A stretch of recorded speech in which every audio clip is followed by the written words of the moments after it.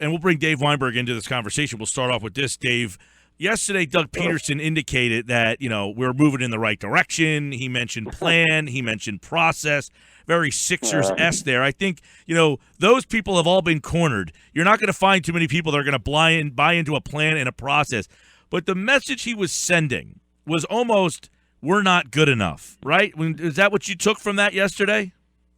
Yeah, honestly, yeah. And I found it a little bit surprising because it didn't, none of this stuff about rebuilding or process or any of that stuff came up until yesterday, really, or, after Monday's game. All along it was, we're ready to compete right now. We're all systems are go. We're going to, make a push for the playoffs. And all of a sudden it's, well, never mind. We're just going to chalk this up to a rebuilding year. But, like you're right, like you said, Eagles fans aren't going to stand for that. They're not willing to wait 2, 3, 4 years. They've already had to wait 60 years, for goodness sakes. And he mentioned not only 3, 4 years, he said 7, 8 years. Like, I'm looking 7, 8 years, he said, down the line. And he kind of went Donovan McNabb, where he said, look, we're playing a lot of young guys out here, and they're all getting reps. And it's all, he really tapped out, I felt, on this season pretty quickly.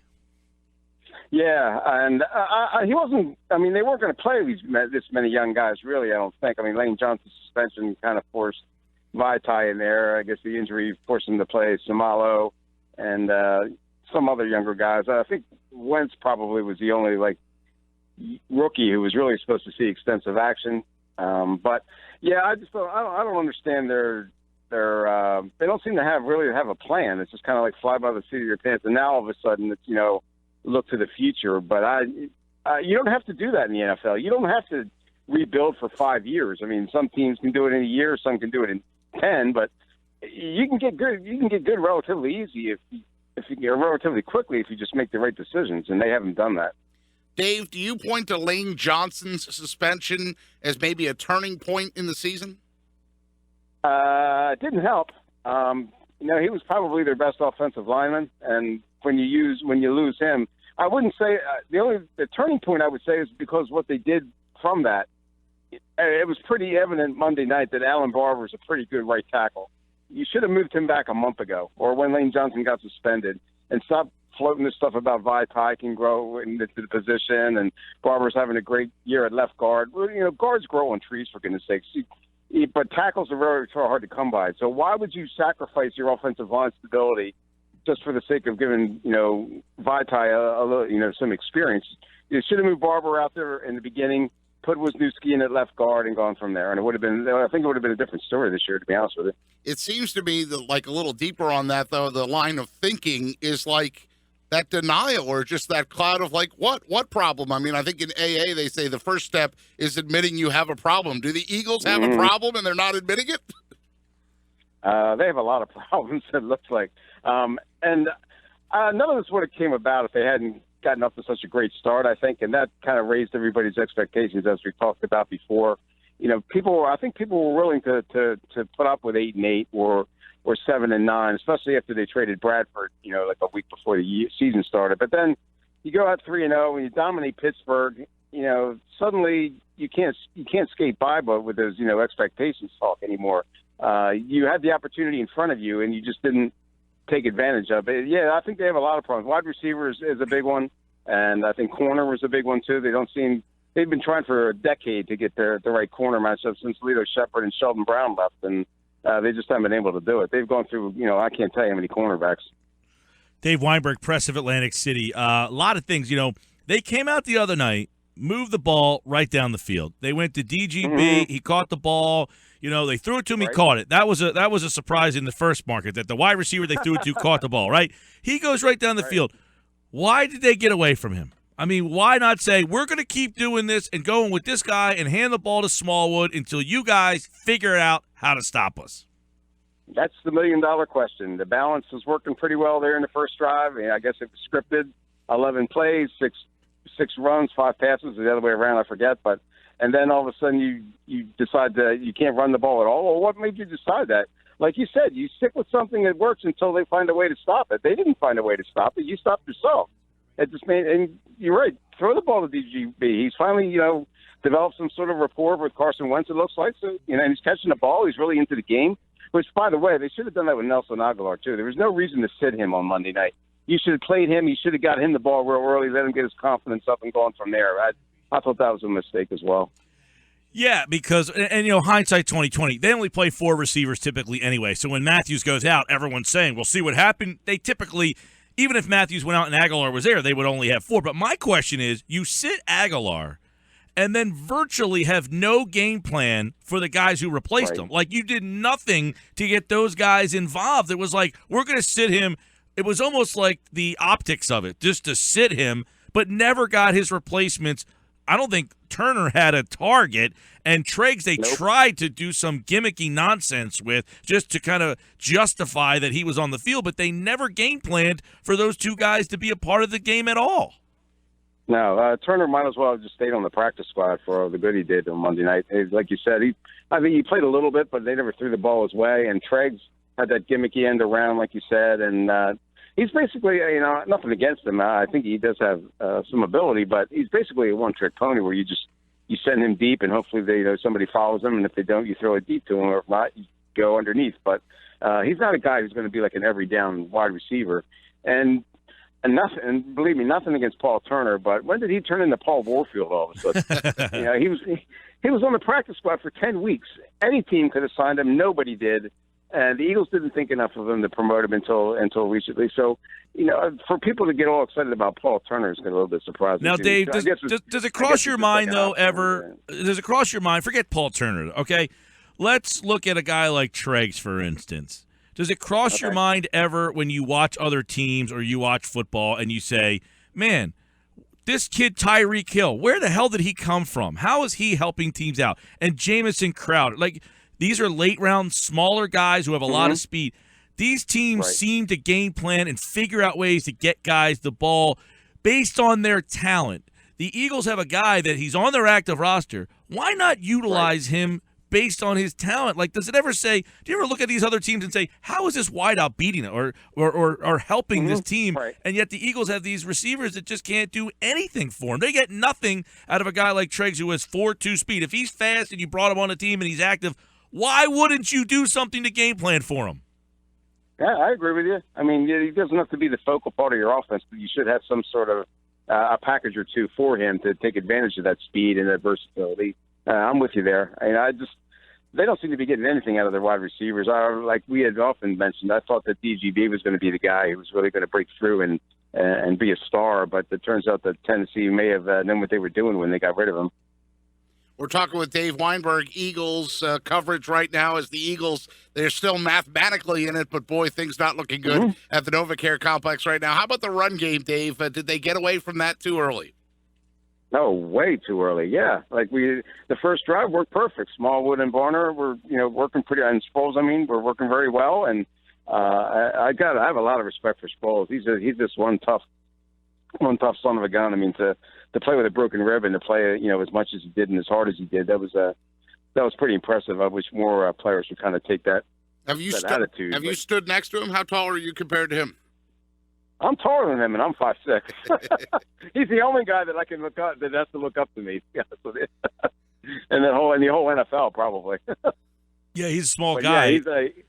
Yeah, very small, but strong and tough. His workout ethic is just second to none.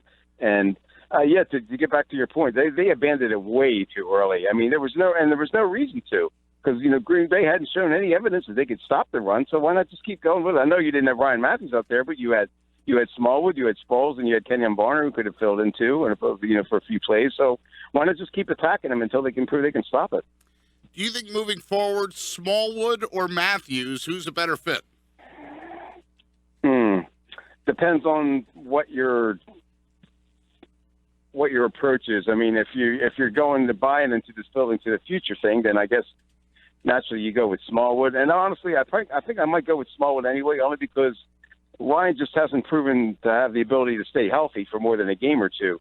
He's always nicked up with a concussion or a knee injury or a hamstring or something that just prevents him from becoming the go-to reliable back that you really need. And Smallwood has shown a lot of ability, I think. I think he's grown as the season has gone on.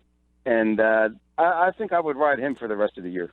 Dave Weinberg from the Press of Atlantic City covers the Eagles. Dave, 10 of 14. They were 6 of 6 at one point on third downs, or the inability to get off the field on third down. Why that inability? Where did Green Bay find something that they went after?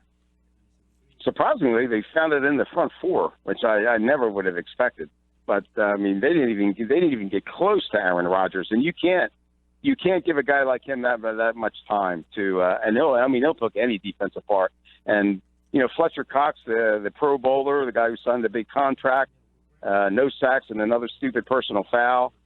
Brandon Graham's had his first kind of like subpar game, I guess. And if you don't get pressure from your front four against Aaron Rodgers, then you're in big trouble, and that seems to be what happened. Let me ask you about Vinny Curry. He got a lot of money. He was a guy I liked. I was for them giving him money. He seemed like a guy that if he was given the chance, he was going to break out. Why has he virtually been invisible? I don't know. I wish I had an answer for you. Yeah. But maybe he doesn't play a whole lot, it doesn't look like. But, yeah, he just hasn't been able to live up to that. I mean, he showed some flashes of it last year. In the 3-4, he was able to establish himself a little bit as a pass rusher. But I don't know if, like, Barwin and Graham are the guys that they really rely on. But I honestly don't have the answer for why he struggled the way he has. Do you see, and I know because a lot of the fans, they're going after Fletcher Cox. He got the big money, so he's the easy target. Do you think that it's just that he's getting criticism? I mean, is he playing well and it's just like that penalty sticks out, so therefore he stinks, or is he not playing as well, as he's been in the past? What's your take on Fletcher Cox?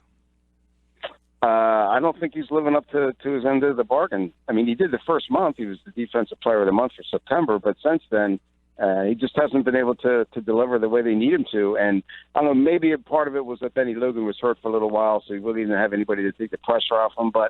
And Doug tried to float this, yesterday that he's getting double teamed. Well, he's been double teamed for 3 years.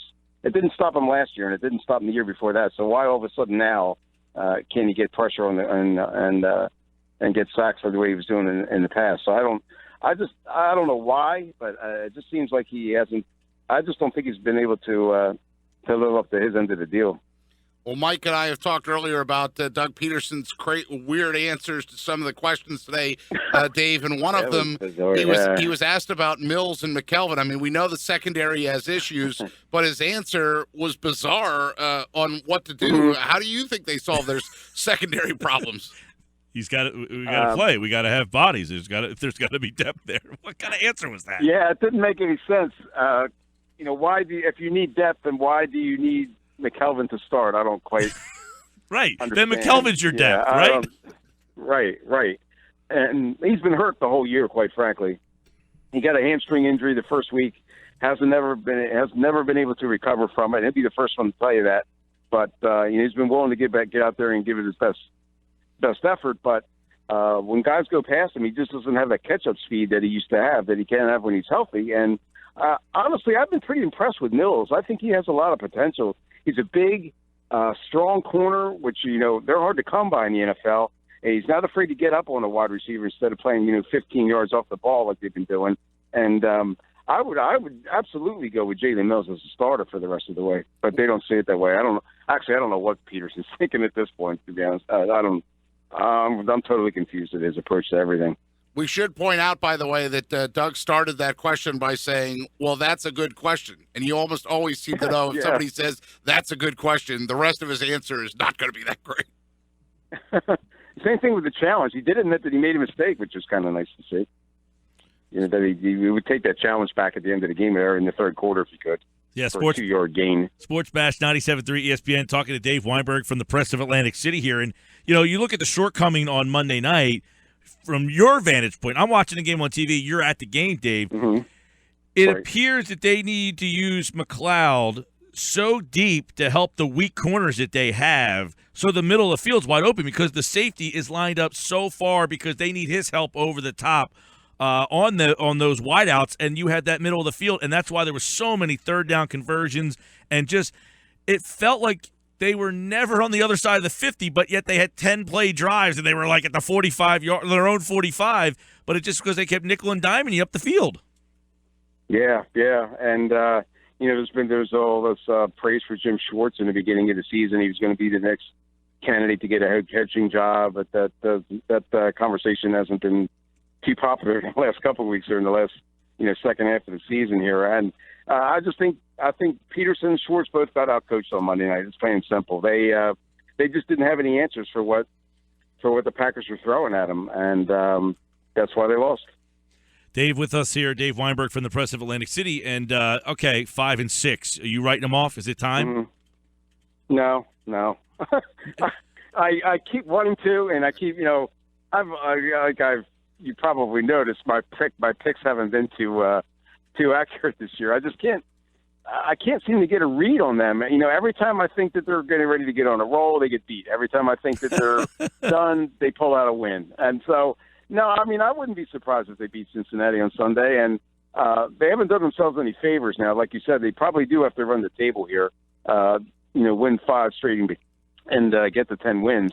And hopefully for them, that would be enough to get into the playoffs. But I thought something that Mike Quick said. Lost some ground with people.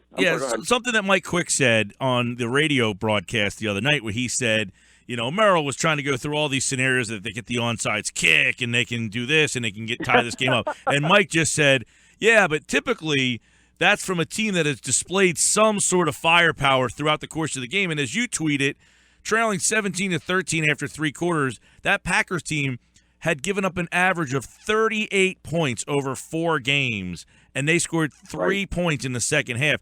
They just don't have the firepower on offense to string together a 5 or a 6 game or a 5-game winning streak or 4 out of 5, it seems like. No. And even if you look back earlier in the year, it was the special teams and defense that kind of carried them a little bit. I mean, Carson got off to kind of a good start, but they've been getting they get a lot of help from the other facets of their team. And at some point they need their offense to step up, but you're right. They don't have the weapons to do that. They don't, you're not going to be able to outscore a team 35-28 or 35-31, just on offense anyway. They just don't have it. And so that's why it's going to be a hard road for them to. But you're not counting them out. But you're not counting them out. No, I'm not. No, it's the NFL. I don't blame you. Only because I don't see any other team except for Dallas that could really, that's going to be a hands-on favorite against them, and maybe Baltimore on the road too. But they seem to be able to handle the teams that they're not expected to beat, like Atlanta, Minnesota, Pittsburgh. Granted, they were all at home, but. I just can't. I thought Seattle was, I thought that was a bad. I didn't think that was such a bad loss until Tampa Bay beat them Sunday, and so it turns out like Seattle's not as good as I thought. But Tampa's a team that they really got to worry about too. Not only do they have to pass the Redskins and the Giants, but Tampa's a game ahead of them now too. So it's going to be a really tough road for them to get to the postseason. Hey, but I'm still not counting them out. Hey, Dave, if I said that I'd challenge a play to gain 2 yards, do you think I could lead the team to the playoffs?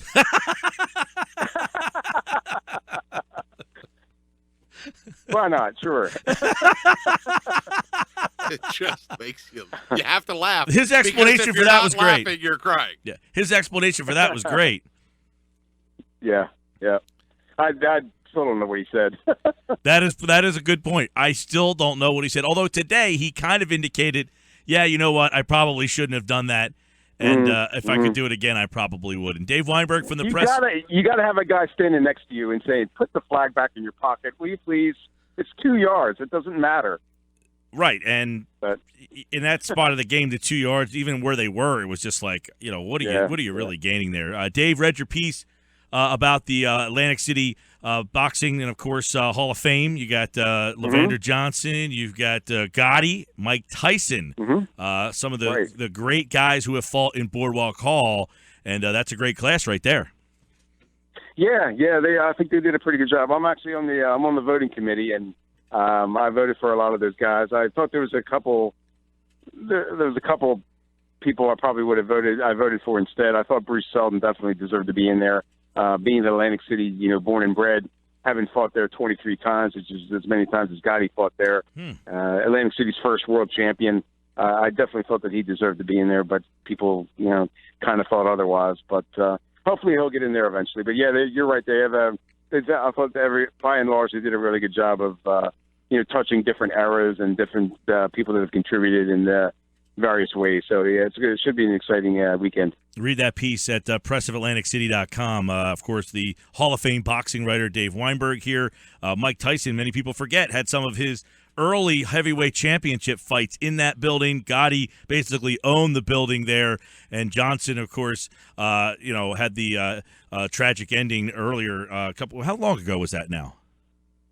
11 years. Wow, man, that seems like it was just the other day when we were reading about that. Yeah. So three pretty big names in the boxing world. Dave has a great piece on it over at pressofatlanticcity.com. Dave, well, enjoy Cincinnati. I don't know what there is to do there, but enjoy it.